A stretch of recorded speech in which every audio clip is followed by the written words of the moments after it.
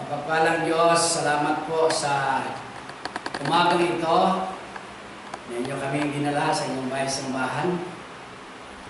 Alam na yung Panginoon na ito po ay pag-alaala ng kasaysayan na ang Panginoon po ay nabuhay na muli.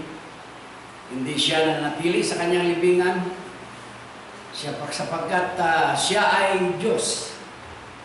Siya ang Diyos naming sinasampalatayanan at ang kamatayan po ay walang kapangyarihan sa Kanya. Dakilang Diyos, sa araw na ito, nilawalhati namin ang iyong pangalan.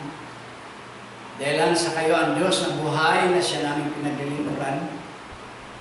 Nawa sa araw na ito, makintal sa aming isip ang kasaysayan na ikaw, Panginoon, ay namatay.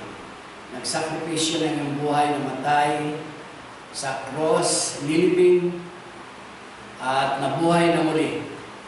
At nagkaroon po ng kahalagahan ang aming kaligtasan, na kami ay ligtas, at ang kaligtasan ito ay nagkaroon ng pagpapatunay sapagkat kayo ay nabuhay na muli. Dakilang Diyos, pagpalain niyo po ang mga katotohanan ito sa aming buhay, sa aming isip, na mananatili ito. At ang aming buhay bilang Kristiyano, bilang mananampalataya ay magpapatuloy. Mayayag namin ang katotohanan sa iba na ang aming Diyos na sinampalatayanan ay buhay. Hindi lamang sa aming isipan, hindi buhay siya sa aming puso. Dakilang Diyos, sa amin pong pananambahan ngayong umaga, nawa magkaroon ng puwang sa aming puso at isipan ang katotohanan ito. Pagpalain niyo po ang katotohanan ito sa aming buhay at maging sa aming mga kapatiran, hindi lamang dito sa lugar na ito, sa Kamarin, maging sa iba't ibang dako ng Pilipinas, na sa umagang ito, Panginoon, ay nagsiselebrate ng pagkabuhay na muli ng ating Panginoon. Pagpalain ang bawat isa na narito ngayong umaga, at ganoon din, Panginoon, sa aming mga kapatid na hindi namin kapiling ngayong umaga, nawa sa kanilang mga gawain sa araw na ito, manumbalik sa kanilang isip ang kasaysayan ng Panginoong Hesus ay namatay, subalit nabuhay na muli para maging makahulugan ang kanilang kaligtasan.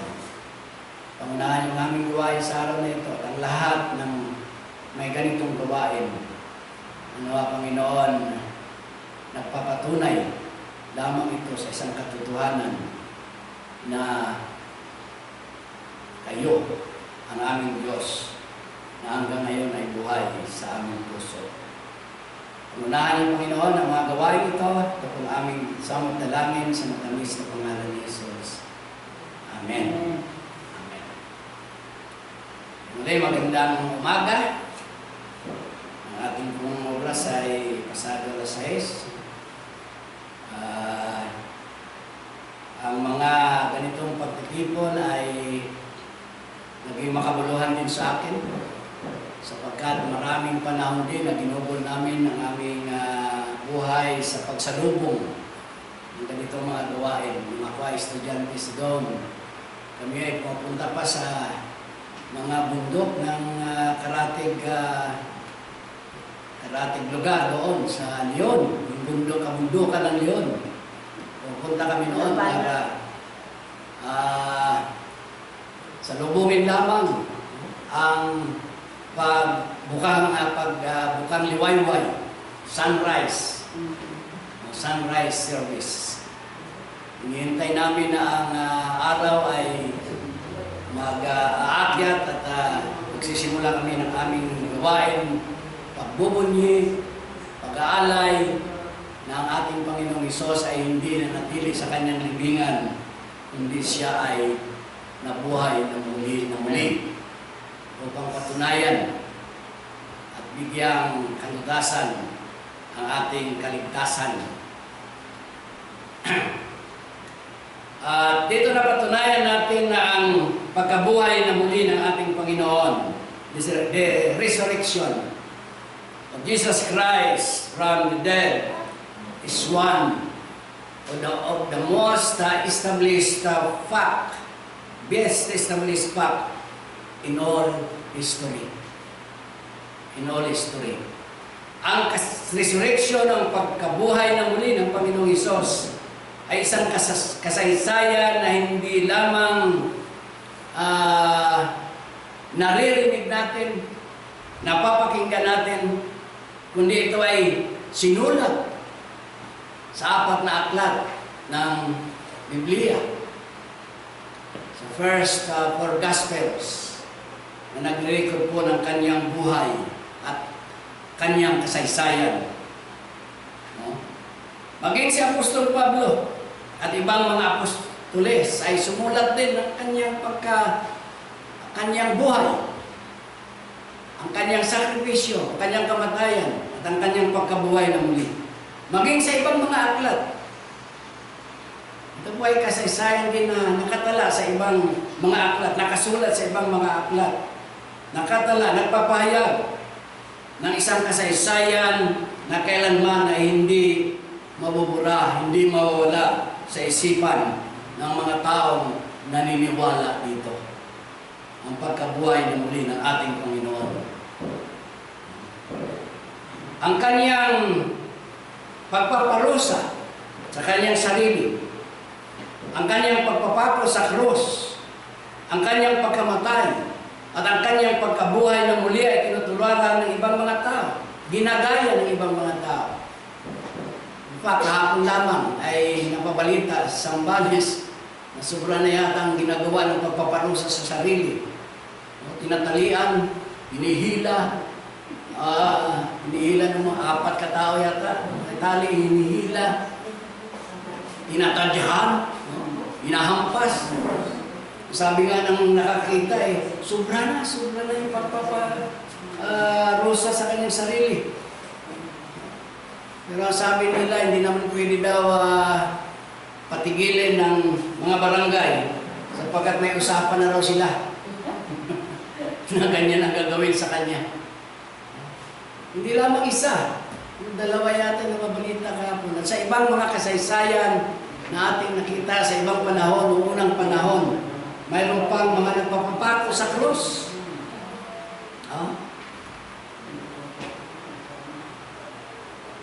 At mayroon ding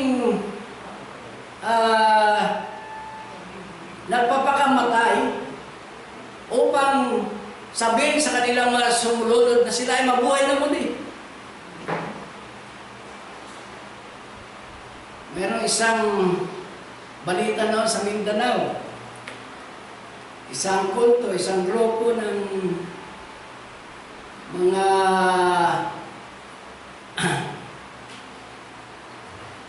isang grupo, mga kulto, tatawagin natin kulto. Meron silang leader. Naniwala sa kanya, yung leader na yun. Ayon sa kanila yung sa leader, na mayroon siyang kapangyarihan. At sabi niya, pag ako ay namatay, ako ay mabubuhay na muli. At para patunayan na siya ay mabubuhay na muli, siya ay nagpakamatay. Para patunayan lamang na siya ay mabuhay na muli. Pero mga kapatid, nung siya ay mamatay, hindi na po siya nabuhay na muli. Katulad ng isang magician noon, mga 1920s. Hindi pa ako pinanganak. Si Harry Houdini. Si Harry Houdini po ay isang sikat na magician. At ito ay marami ang nakakilala sa kanya. Kasi mayroon siyang kasaysayan na naisulat sa mga aklat. Si Harry Houdini po ay isang magaling na magician. In fact, Tinawag ko siya na mayroon siyang flexibility of an eel. Madulas siya katulad ng palos. Flexibility of an eel in the lives of a cat. Mayroon siyang buhay katulad ng pusa. Of course, alam naman natin na mayroon pong mga pamahiin, paniniwala na ang pusa daw ay may siyang na buhay. So katulad siya ng pusa. At siya ay nagpe-perform at siya ay nakakalabas. Nakakaligtas. Mayroong ipapasok siya sa drum. Isasarado. Lagyan ng kadena, paikot. Ikakandado. Siya ay nakakalabas. Lalagay siya sa kabaong. Lagyan ng kadena. Ibabaon sa lupa. Nakakalabas siya. Tinagurian siyang magaling na magician noong 1920s. At sabi niya, siya rin ay kapag siya ay namatay, siya ay mabubuhay na muli. At dumating ang kanyang kamatayan. Namatay siya noong October 1926. Bago siya namatay, sinabi niya sa kanyang asawa na siya ay mabubuhay na muli. Hintayin mo ako, sabi niya sa kanyang asawa, sapagkat ako ay mabubuhay na muli. And then, naghintay ang kanyang asawa ng 1 taon, 2 taon, 5 years sa kakahintay ng kanyang asawa. Umabot ng 10 years. And then, after 10 years, his wife concluded that he will not come back to life anymore. So ito yung mga tao na mayroong paniniwala na sila ay makapangyarihan, ginagaya nila ang Panginoong Diyos, na kapag sila ay mamatay, sila ay mabubuhay na muli. Pero po ito ay walang kabuluhan at hindi makatotohanan. Ang Panginoon, bago namatay, ay nagsabi, gigibain ang templong ito, gigibain ang katawang ito, subalit muli kong itatayo ito. Pagkaraan po ng 3 araw, siya po ay nabuhay na muli. The Lord rise from the dead. It was proven true. At dito na patunayan natin ang doktrina po ng resurrection. The doctrine of resurrection is the foundation doctrine of the New Testament. Ito rin yung foundation doctrine natin bilang Kristiyano. It is proven true na ang Panginoon, Isus, ay namatay at nabuhay na muli.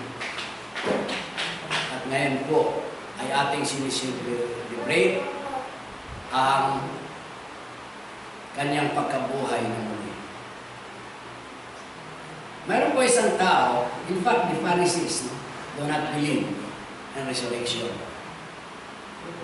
May mga tao din sa kasalukuyan ngayon na hindi naniniwala ng resurrection. In fact, yung isang malaking grupo ng reliyon natin sa ngayon ay hindi naniniwala ng resurrection. Why? Kasi hindi sila naniniwala na si Kristo ay Diyos. At sapagkat hindi sila naniniwala na si Kristo ay Diyos, hindi sila naniniwala ng resurrection. Na si Kristo Jesus ay nabuhay na muli. At marami pang tao na hindi naniniwala ng pagkabuhay na muli ng ating Panginoon. There was a man na hindi siya naniniwala ng pagkabuhay na muli. To prove na hindi siya naniniwala, binasa niya ang salita ng Diyos upang patunayan ang kanyang paniniwala. Sa kanyang pagbabasa ng salita ng Diyos, sa Four Gospel, sa buhay ni Kristo, the Word of God, convicts him. Gumawa ang salita ng Diyos sa kanyang buhay. Kumilos ang banal na Espiritu sa kanyang buhay. The Word of God convicts him. And the Word of God convinces him. Kinumbinsi siya ng salita ng Diyos. Naniwala siya sa salita ng Diyos. In other words, nagkaroon siya ng pananampalataya. Tinanggap niya ang Panginoon na kanyang sariling tagapagligtas. He was converted sa kanyang buhay. Naging Kristiyano siya. Because the Word of God, sa kanyang pagbabasa, naglinis ng kanyang buhay. Nilinis ang kanyang buhay. And then, nagbigay sa kanya ng comfort. After he reads the Bible, nagkaroon siya ng kapayapaan at katahimikan. At ang sabi niya sa kanyang sarili, after reading the Bible, after he was convinced, he was convicted, he was converted, and the Word of God cleansed him, and the Word of God gives him comfort. He said, indeed, sabi niya, Christianity is the religion of truth. It is founded on truth, absolute and perfect truth. Yan ang kanyang naging testimony. Yan ang kanyang naging katotohanan. Pag si Martin Luther po ay isang Katolik, mayroon siyang mataas na katungkulan. At sa kanyang pagbabasa ng salita ng Diyos, natagpuan niya ang salita ng Diyos sa Romans 1:7. Ito ang nagpabago ng kanyang buhay. And he was also converted into Christianity. Ang sabi ng Romans 1:27, the just, ang matuwid, the just, shall live by faith. Ang matuwid ay nabubuhay lamang sa pananampalataya. And Ephesians 2:9 says that it is by grace, by faith, na tayo po ay maliligtas by faith, not of works. Ito ang nagpabago sa buhay ni Martin Luther. Naglingkod siya sa isang totoong Diyos.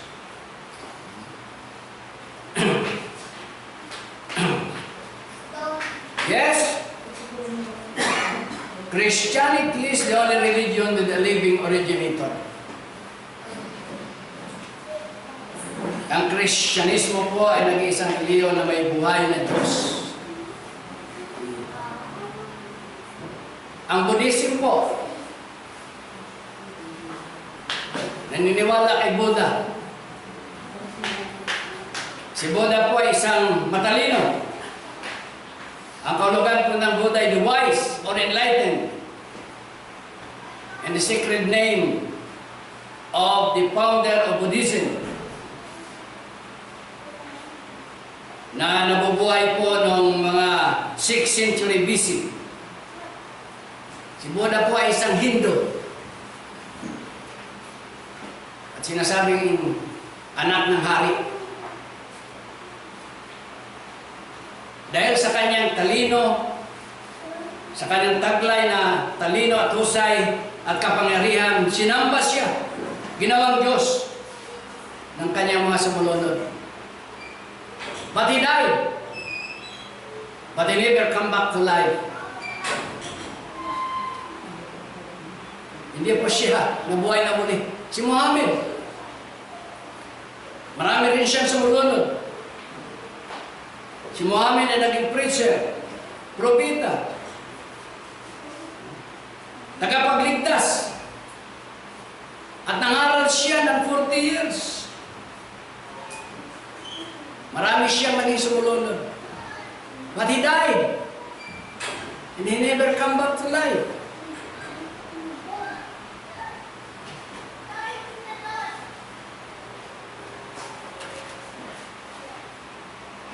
isang grupo, si Brahma.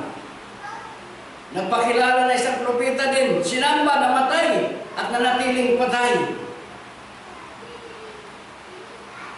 Marami mga propeta ngayon na nagsasabi na sila ay makapangyarihan.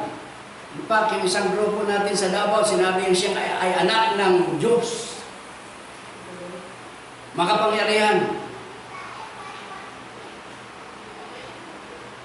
At sinabi niya, bago nagsara ang Channel 2 ay sinabi niya na noon pa, bago magsara na isasara ang Channel 2. At nagkatotoo ang kanyang sinabi. Sabi niya, mawawala ang traffic sa EDSA. Nagka-pandemic. Malinis ang EDSA ng pandemic, di ba? Walang ka-traffic-traffic. So lalo siya naniwala sa kanyang sarili na siya ay anak ng Diyos. Pero hindi pa siya namatay. Buhay pa siya.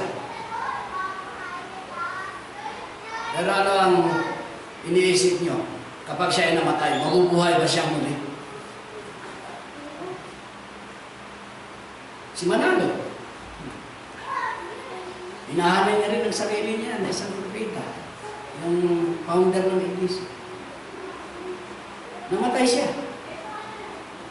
Pero hindi po siya nabuhay na muli.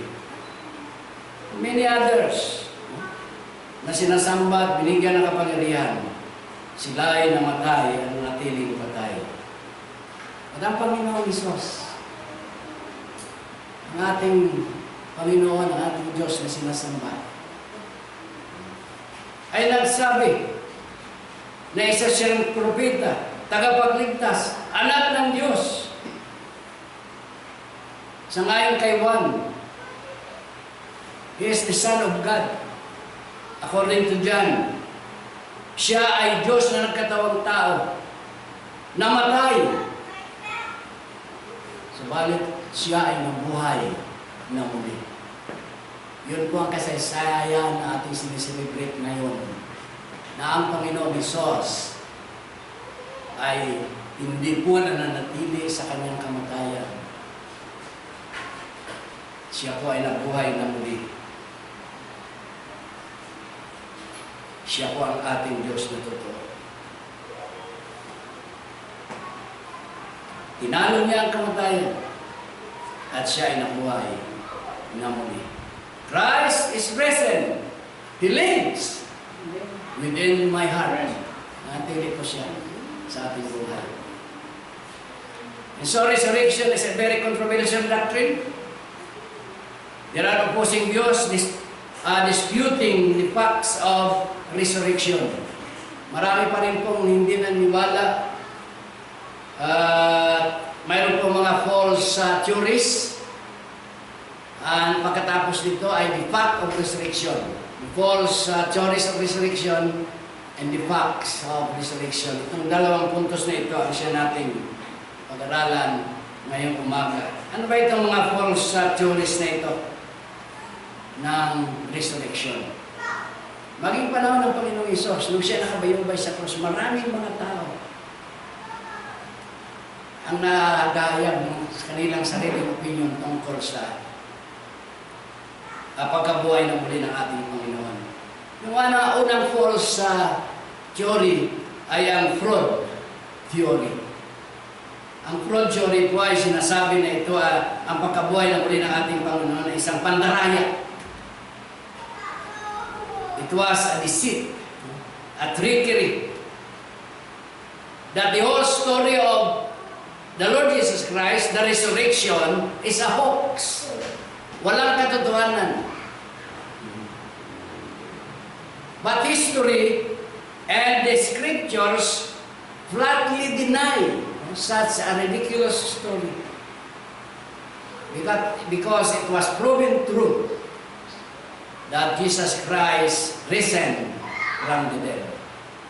Nakita siya ng karamihan ang isang bukas na sepulchre that when they entered in, they saw not the body of the Lord Jesus Christ. Hindi nila nakita ang katawan ng Panginoon Jesus. So itong false theory, ang fraud theory na ito ay walang katotohanan.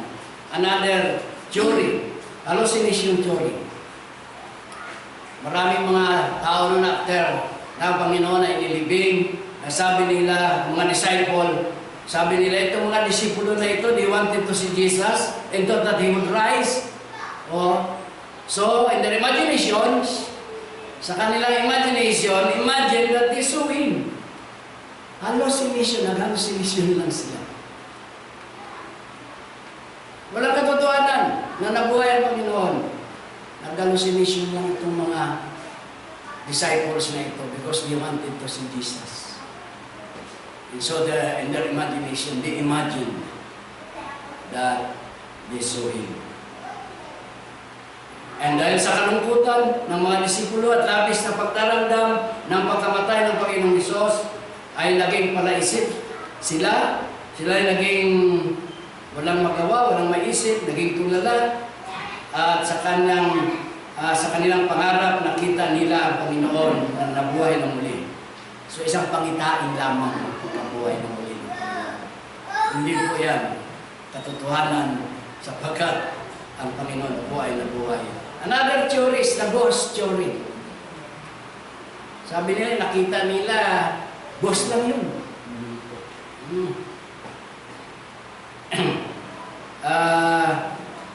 Ipinalabas nila na yun ay kaluluwa lamang ng pagkabuhay na muli ng Panginoon at walang katotohanan. The disciple only saw a ghost, no? And thought that it was Jesus. Ghost theory. Minsan ganyan tayo rin, no? Minsan, bago pa lang naman tayo yung ating mga mahal sa buhay, marami tayong nararamdaman. Nagpapakita daw, no? Nagpapakita. Nagpaparamdam.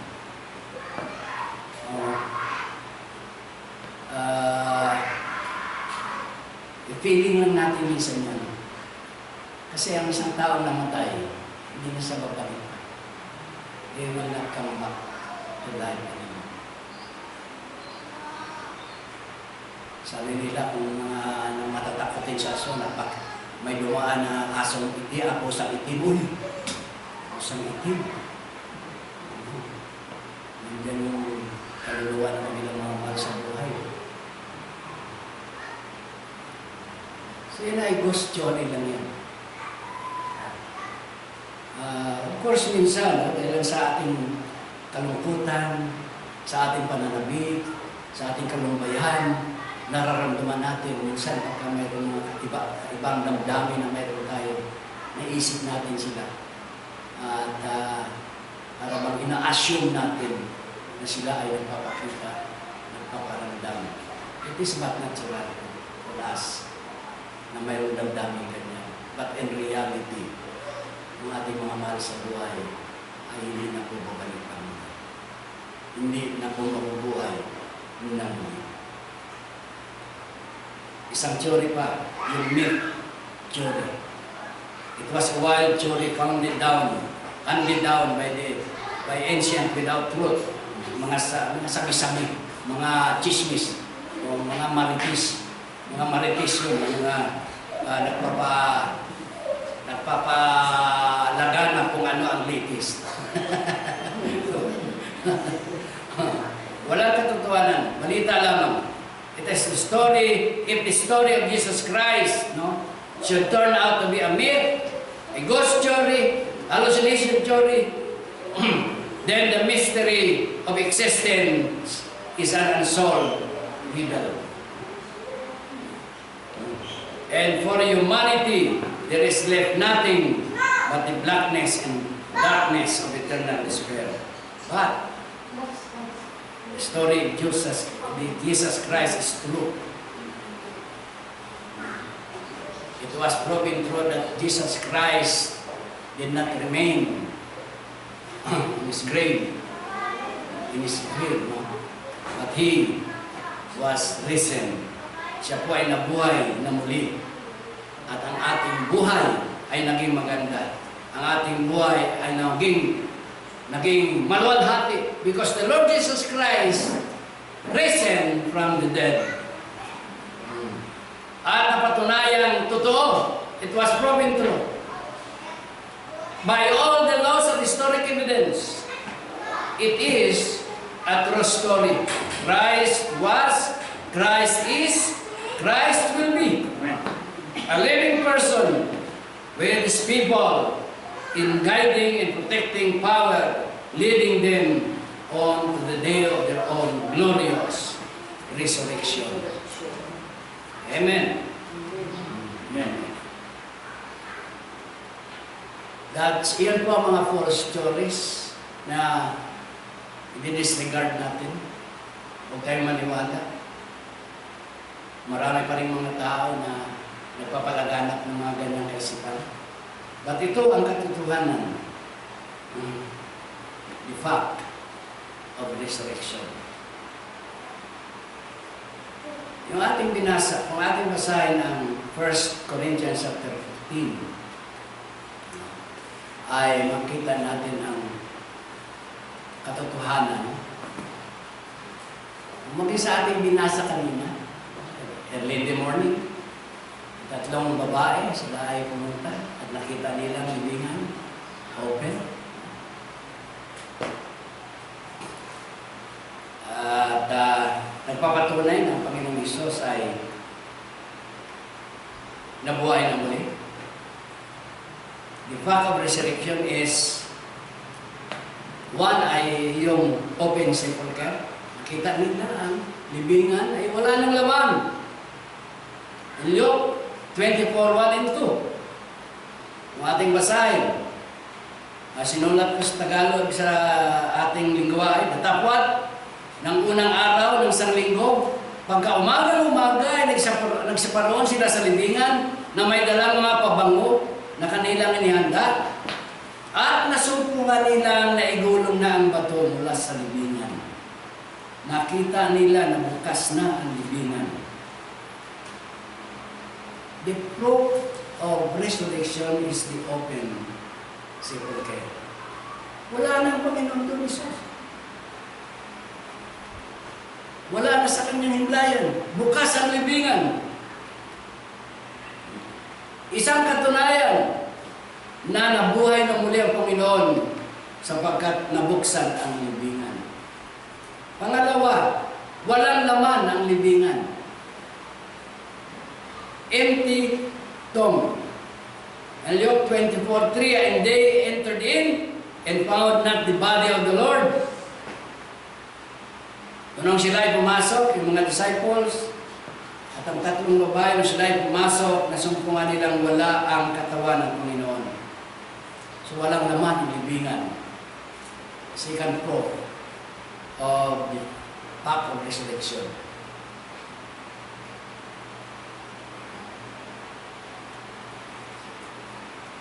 Mayroong sabi na ang Panginoon ay nabuhay at lumabas na sa wala pa na igulong ang bato. Posible. Sapagkat siya ay Diyos. Anytime pwede siyang lumabas sa wala pa maigulong ang bato. He was already out. Pero yung katotohanan na makita, nasumpungan nila na bukas ang libingan at walang laman ang libingan. The body of the Lord Jesus Christ is no longer there. Na nakahiga. It was not necessary that the door be opened before the Lord could come from the grave. Makapangyarihan siya at hindi kailangan na mabuksan mo ng pintuan ng libingan bago lumabas ang Panginoon. Nagagawa niya yun because of His power. And the stone was rolled away, not to let the Savior out, but rather to let the women and disciples in. Nakuha niyo? Nung pangako ng Panginoon na after 3 days siya mabubuhay na muli, kahit sarado ang libingan, mabubuhay siya. And He could come out. Because He's God. Pero nabuksan ng sepulchre, nabuksan ng libingan, Not to let Jesus go out, but to let the women in. Amen. Para makita nila ang katotohanan ng Panginoon Jesus. Wala sa doon at siya ay nabuhay na muli. Upang makita ang katibayan, ang katunayan na ang Panginoon ay nabuhay na muli. At ang katibayan ng katawan ay nariyan sa libingan ng ito ay sinilyohan, sinarado at sinilyohan, at wala na roon ng ito ay mabuksan at nasira ang silyo na inilagay sa libingan, sa pintuan. At nang ang mga disipulo at ang mga kababaihan ay pumasok, wala na ang Panginoon. Ang Panginoon po ay nabuhay na muli. Nabuhay na muli. Yun po ang katotohanan ng resurrection. If Christ be not risen, kung ang Panginoon ay hindi nabuhay na muli, sa sinulat ni Pablo, sa ngayon kay Pablo, Apostol Pablo, sa 1 Corinthians 15, 14 to 20,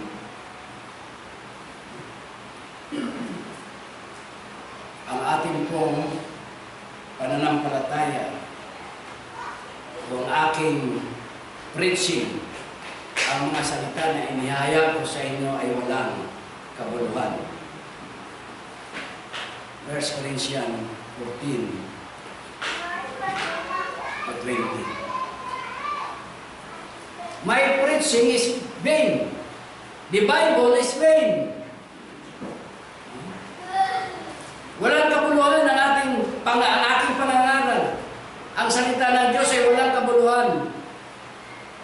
The Word of God is vain. At kung hindi nabuhay na muli ang ating Panginoon, sayang lang ang ating pagpunta dito. Sayang lang ang ating paniniwala sa Panginoon kung nananatili siyang patay. Pero siya ay nabuhay na muli.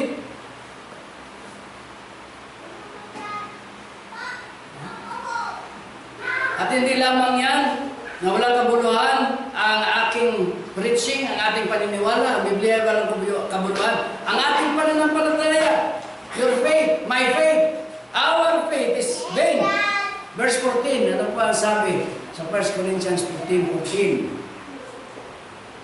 If Christ be not risen, then is our preaching vain, and your faith is also vain. Walang kabuluhan.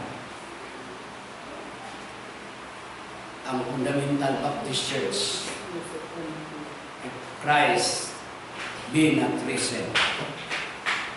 And if Christ be not risen, we are found false witnesses of God. Bula ang propeta tayo. Pero sa dosin, marami pa rin bula ang propeta. Why? Because they do not believe Christ is God. So, tinatawag din silang bula ang propeta. But if Christ be not risen, we are found false witnesses of God also. Pero we should be thankful to God because Christ was risen. At tayo po ay hindi natagpo ang false witnesses of God. Tayo po ay totoong witnesses of God. At ang isa pa, if Christ be not risen, ye are yet in your sins. Nanatili kayo mga kasalanan.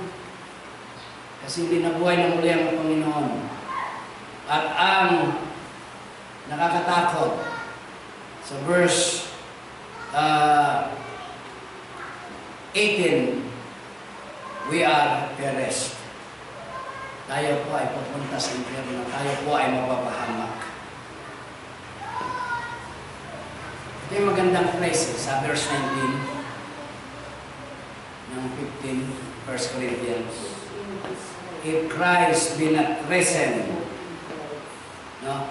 If in this life only we have hope in Christ, we are all of men most miserable. Sa buhay na ito, yung ating pag-asa kay Kristo, At kung si Kristo ay hindi nabuhay, we are all men must be saved. But Christ was risen from the dead. Amen. Hindi siya natiling patay. Yun ang kanyang kapangyarihan, ang kanyang pangako. He promised that He would come back to life again. So He was resurrected.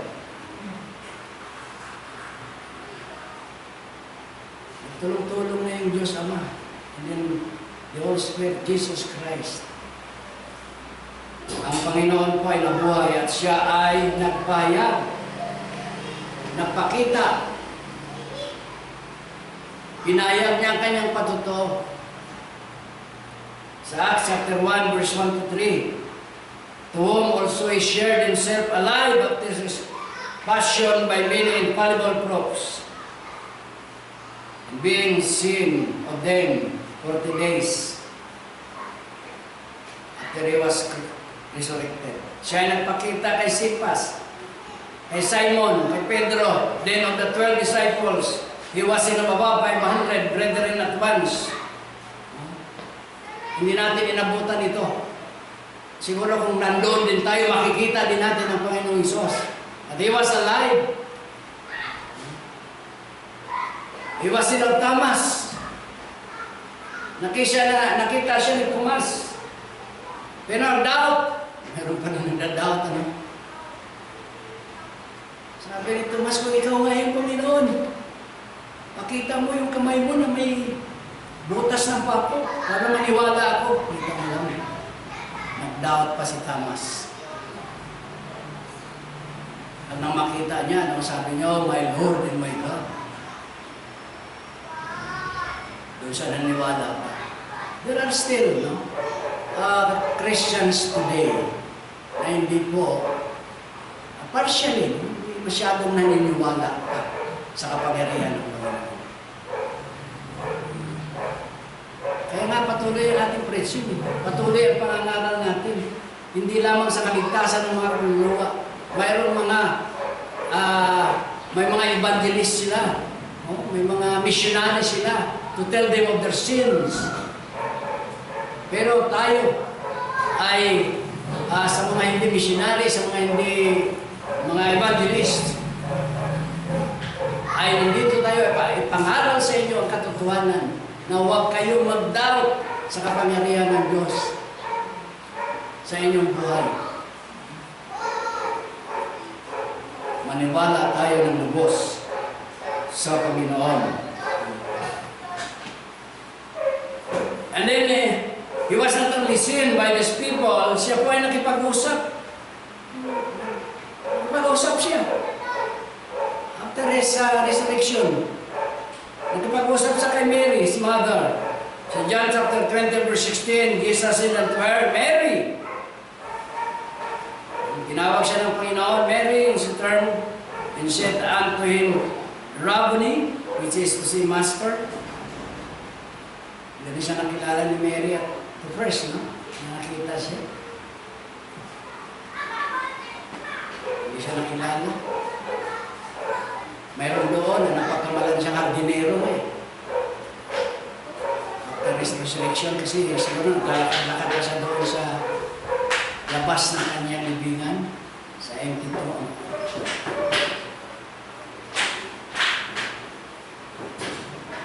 Nakipag-usap siya sa mga kababaihan sa Matthew chapter 28, verse 5, 8 and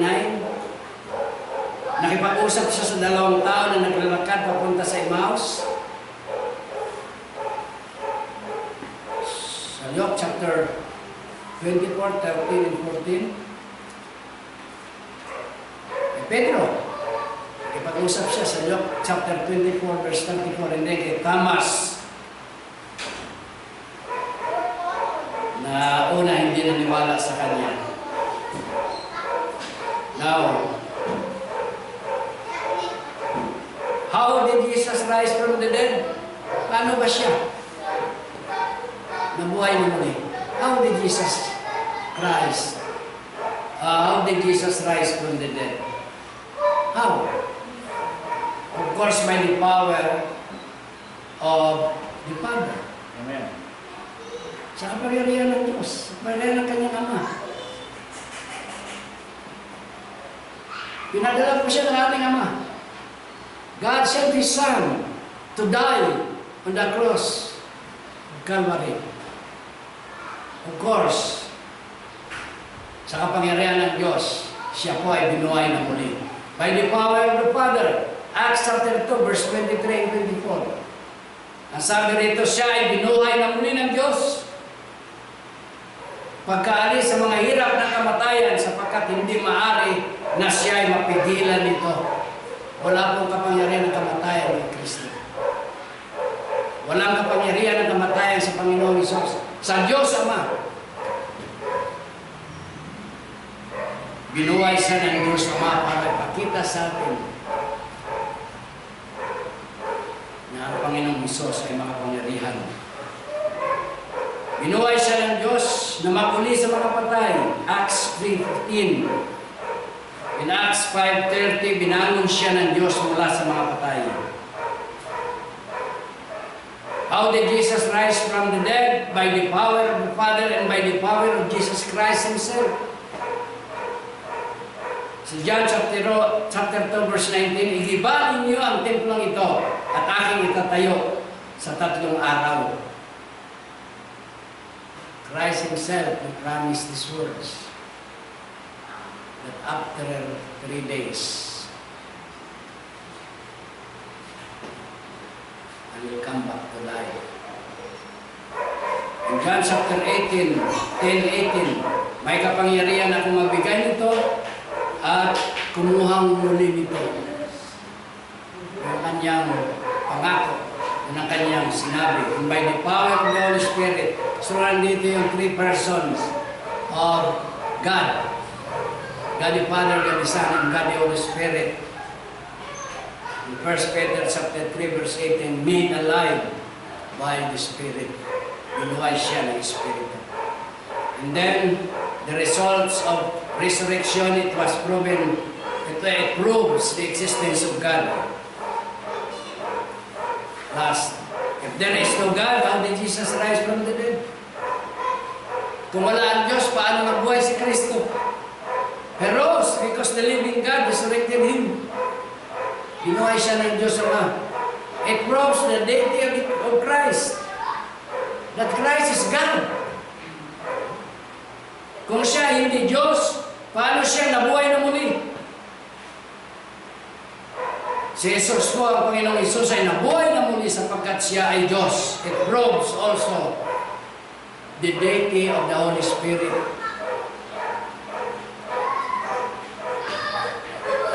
Because the Holy Spirit made Him alive. Beloved, resurrection, the controversial doctrine. Isang katotohanan na bagamat nakasulat ito sa Biblia, pinangangaral ng mga mangangaral, pinatunayan ng mga apostolis, ay marami pa rin hindi naniniwala. Let us say what Martin Luther said. Vivit. V-I-V-I-T. Vivit. Latin. Ito yung Latin word. This is the Latin word for He lives. Let us say vivit. Vivit. He lives. Christ is living today. He lives within my heart. Yeah. So let us engrave this truth in our lives, beloved. He lives. Vivid. He lives in our hearts. He lives forevermore. Amen. Okay, tayo ay salamat sa Panginoon. Salamat, Panginoon, sa mensahe po ng resurrection. Nakita namin kung paano ang kasaysayan ito nakita sa aming isip. And today, kami po ay nagsi-celebrate once upon a time. Kayo po ay namatay, kayo po ay nilibing at kayo ay nabuhay na muli.